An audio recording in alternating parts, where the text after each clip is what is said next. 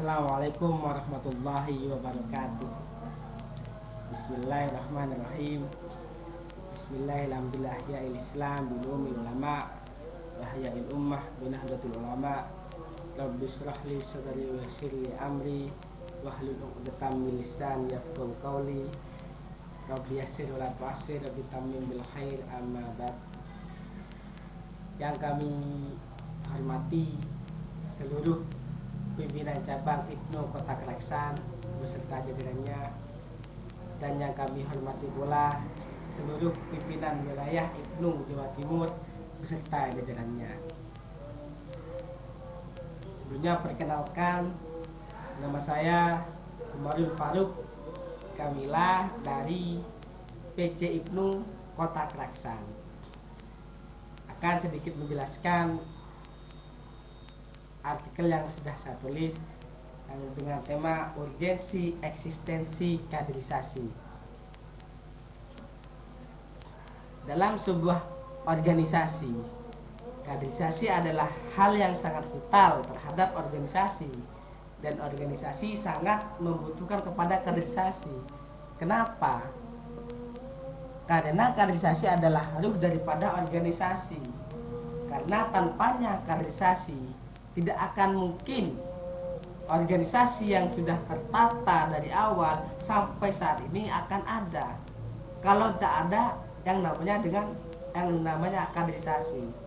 Suatu contoh, Ibnu, Ikatan Pelajar Nahdlatul Ulama, kenapa sampai sekarang kok masih ada, kok masih eksis? Karena adanya sistem kaderisasi yang sudah bagus. Bahkan dari tahun 1954 sampai 2021 Ibnu masih ada, karena sistem kaderisasinya sudah tertata rapi.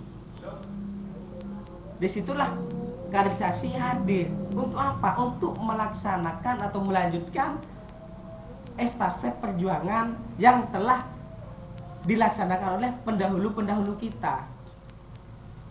Karena tanpa adanya sistem kaderisasi, mungkin Ibnu tidak akan ada saat ini. Karena di Ibnu sudah tertata jelas dari awal pengenalan Ibnu, pengembangannya sampai saat perluasannya. Yang pertama bisa yang kita sebutkan ini Makesta, masa kesetiaan anggota, yang terdiri dari beberapa anggota untuk pengenalan saja. Yang kedua adalah lakmut. Yang kedua adalah lakmut. Selesai Makesta ada lakmut.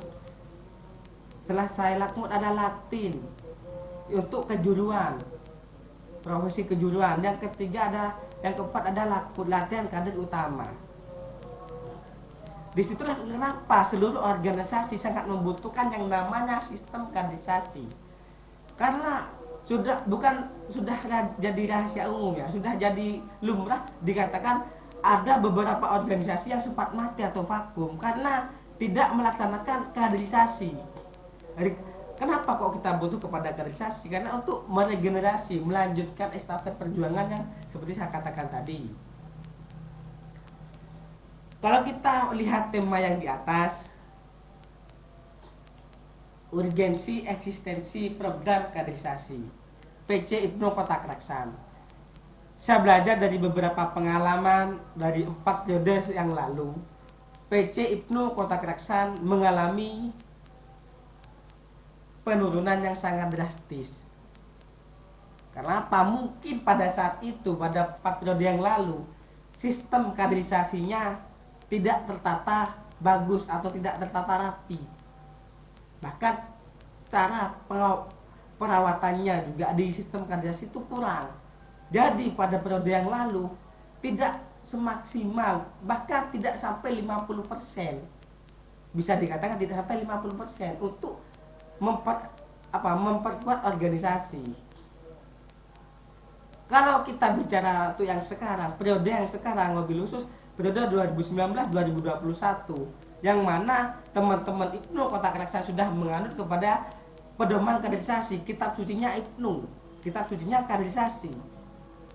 Kita sudah melaksanakan semaksimal mungkin dari beberapa PAC di bawah naungan Ibnu Kota Keraksan sudah terlaksana 27 Makesta dan Lakmut. Dan output daripada Makesta dan Lakmut tersebut sudah melahirkan 758, kurang lebih 758 anggota dan kader. Dan tim pelaksananya yakni adalah pimpinan. Yang pertama pimpinan anak cabang. Yang kedua ada pimpinan ranting, melaksanakan itu pimpinan ranting, pimpinan komisariat perguruan tinggi dan pimpinan komisariat sekolah. Dan juga pimpinan komisariat pondok pesantren. Ya, dan yang laku tim pelaksananya. Kalau kita berbicara Keraksan itu kalau letak geografisnya terbagi dari 3 bagian. Ada yang bagian pesisir, perkotaan dan pegunungan. Jadi kita untuk periode sekarang kita bagi per zona. Terbagi menjadi 4 zona. Zona barat, zona timur, zona selatan dan zona utara untuk sistem kaderisasinya. Dan yang sudah melakukan kaderisasi baru 2 zona, yakni zona barat dan zona timur untuk Lakmut per zona. Dan apakah itu sudah maksimal? Sangat tidak maksimal, sangat kurang. Kalau menurut saya pribadi sangat kurang maksimal. Karena 758 kader dan anggota itu masih masuk kurang lebih 10% dari pelajar, santri dan mahasiswa yang ada di Kota Keraksan. Masih sangat jauh sekali, masih sangat sedikit sekali anggota dan kader yang ada di Keraksan.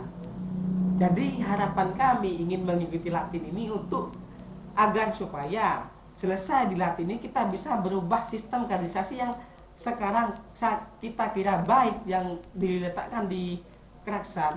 Mungkin setelah selesai Latin bisa lebih baik lagi dan menghasilkan anggota dan kader yang lebih banyak lagi, yang bisa bergerak di bidangnya masing-masing, baik di PAC, PK maupun komisariat, seperti itu.